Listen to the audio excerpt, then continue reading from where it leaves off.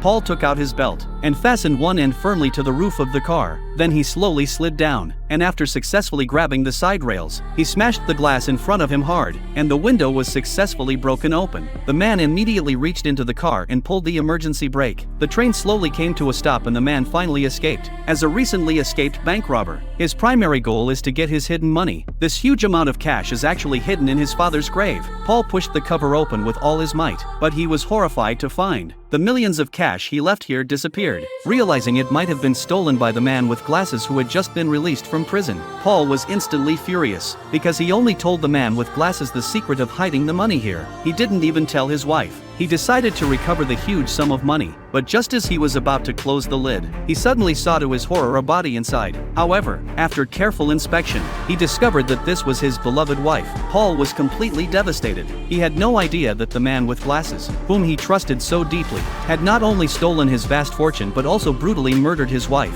Meanwhile, police discovered Paul's DNA at the scene of a serial murder case. To prevent further casualties, the police immediately mobilized all available personnel to apprehend the escaped prisoner, Paul, as soon as possible. However, the true killer of this serial killer case was actually the ruthless man with glasses. When he was about to be released from prison, he deliberately collected Paul's hair, just to frame him. At this time, Paul wanted to find his daughter. He took advantage of a thug's break and stole his car, because he had secretly read the glasses man's diary while in prison, and relying on his memory, he remembered the hometown the glasses man mentioned in the diary. With this clue, Paul quickly drove to this remote town. He looked around the town's central square and located an uninhabited house. Paul easily pried open the house with just a piece of wire. He opened the window. This location provided a clear view of the central square. As long as he keeps waiting here, he will definitely find the murderer who killed his wife.